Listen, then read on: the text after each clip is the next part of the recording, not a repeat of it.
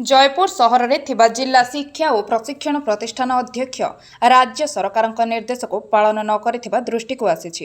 चलित मास 2 तारिख शिक्षानुष्ठानगुड़ी सकाळु खोलिबाकू राज्य सरकार घोषणा करथिले।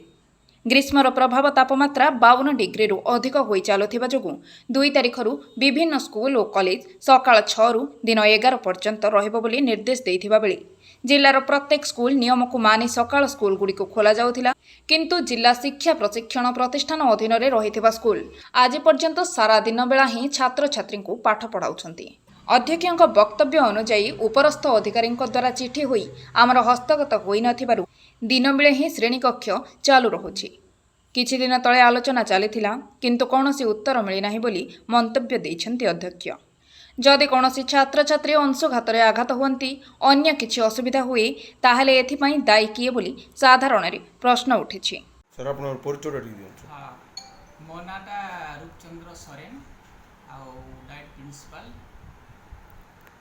सर राज्य सरकार जेतेबेले गत 2 तारिख दिन प्रत्येक स्कूल सकाळ घोषणा करथिले। प्रत्येक स्कूल सकाळ आरंभ हो गला, किंतु आपनकर स्कूल कौन पे सकाळ आरंभ हो? हाँ नहीं, एटा हमर एक्चुअली अथॉरिटी होछंती हमर डायरेक्टर। तो डायरेक्टर को सहित जोटा कि हमर एसएटी डायरेक्टर टीएन एसएटी जेहेतु अथॉरिटी हमर डायरेक्टर अछंती, तेणु मु मध्य फोन करिथिली। तो हमर असिस्टेंट डायरेक्टर मानक मध्य मु तांको सहित जोगाजोग कली। तो से माने कहिले जे जेहेतु हमर डायरेक्टर एठू गोटे प्रत्येक डाइट को गोटे मेमो जीव माने सर्कुलर करा जीव जे को दिन ठू सकाळ क्लास हो। तो जेहेतु हमर अथॉरिटी हमको कम्युनिकेट करि नाहांती, तो सेति पई आमे आउ सकाळे करि ना।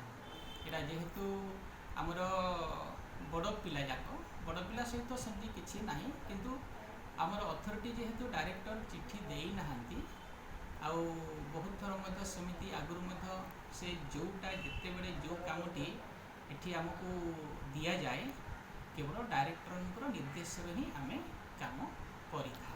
किंतु डायरेक्टर कौन पे माने स्कूल गणशिक्षा विभाग आदेश को मानु नांती, किंतु गणशिक्षा विभाग उच्च स्तर बोली भाबुचंती। नहीं सेटा तो मु कहि परिबी नाही, जेहेतु हमर केवल जहा जोटा जिते बड़े काम पड़े बा काम करने को पड़ी थाए। जयपुर जिला प्रतिनिधि कृष्ण खरांक रिपोर्ट, ओडिशा एकाम्र लाइव।